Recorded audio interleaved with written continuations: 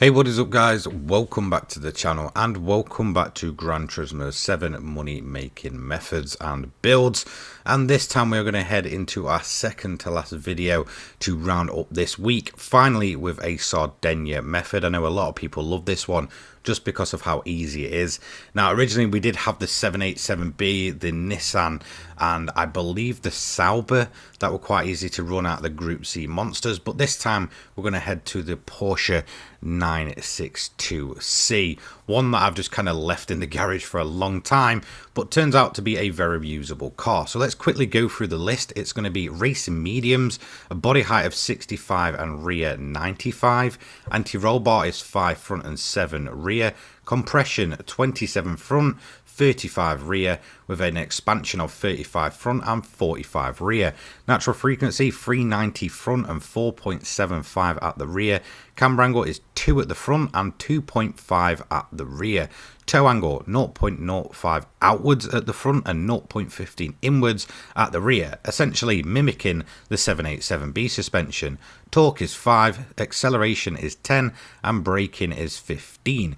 Moving up, fully customizable manual transmission set to 370, no individual gears needed, but just ensure they match anyway. 48 ballast, minus 46 positioning, power restrictor at 98 with a fully customizable ECU not restricted.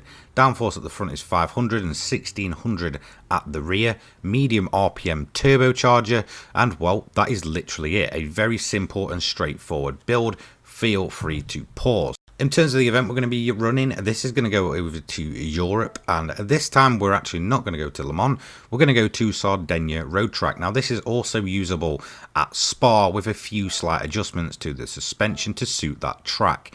Enter this event and well, away we go. So let's quickly just talk about this build.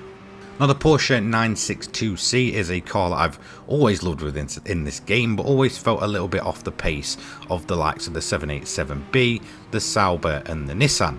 However, I then thought, do you know what, I've not actually covered a Sardegna method this week, so I'm going to go ahead and just use the Porsche. The Group C machines are massively standout ever since the physics update and change, and with the 787B, Nissan and Sauber done, I thought I may as well just go and try and find my way around the Porsche 962C, and it is a massive monster, surprisingly quick actually, and one that really did kind of change my opinion on this car. It's very usable, decent on fuel, and able to be done in a single stop, meaning that we can hit upwards of 200 miles per hour, smash through the corners and absolutely smash this event out of the park. So no worries about beating this one. It's super easy and simple to do.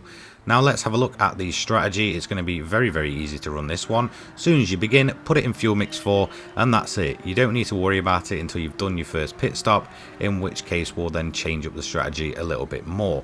This should be good all the way, I believe, until the end of lap 7 or lap 8, just depending on how you run this car.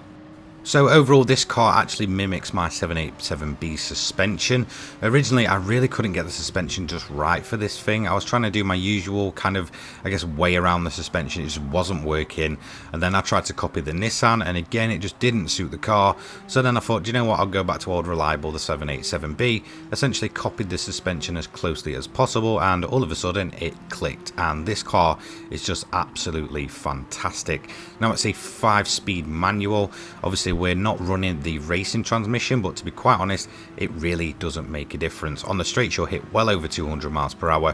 Through the corners, again, if you short shift out of them, you've got full grip and it will easily carry its speed through.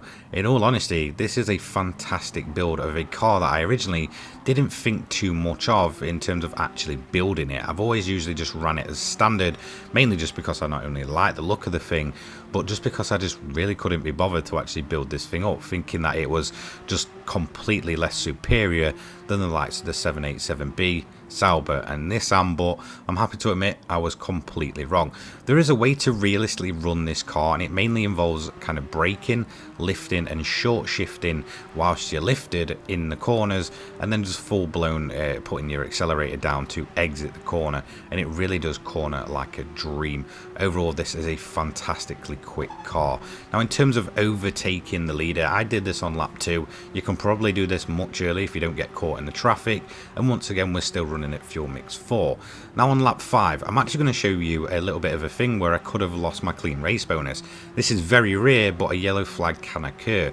As you can see, we've just got a yellow flag out, so if you do get this, just stop where you are or go as slow as possible until it clears and then just go going again. That is the only way to lose the clean race bonus actually in this event, and it's nice to be able to straight up show you exactly what happens and how you can actually lose it.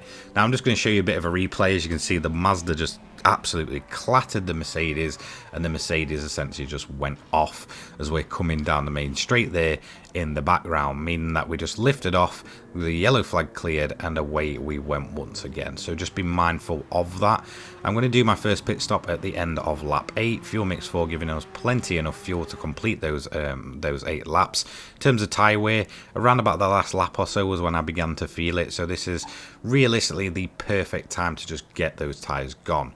So we're going to go on to the medium compound of tyres, and we're going to fill the car to full. This will give us plenty enough till the end where we can just turn the engine up and just, you know, run the race as normal. So there we go, tyres are on, filling the car to full, and that is going to be job done on our one and only pit stop for this entire race, meaning that the fuel consumption is also fairly decent on this Porsche, much better than I originally expected. Once we leave the pits, we're going to have a quick look behind us as the Viper comes through, luckily not absolutely smashing into the back of us like they will do sometimes, and away we go once again.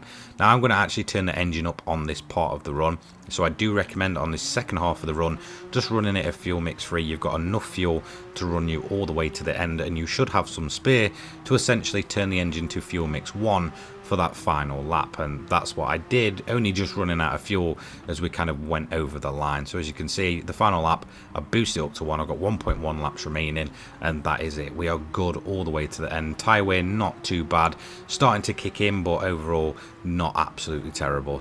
So here we go, we're going to round the final corner and take ourselves all the way down the straight. The engine beginning to die just as we get past these flags here, but we are going to roll across the finish line nice and easy, in an easy enough first place.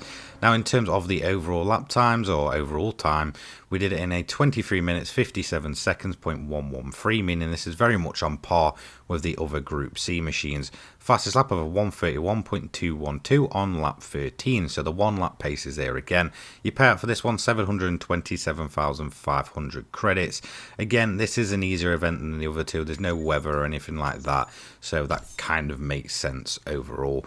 And that's going to be it for the Porsche 962C.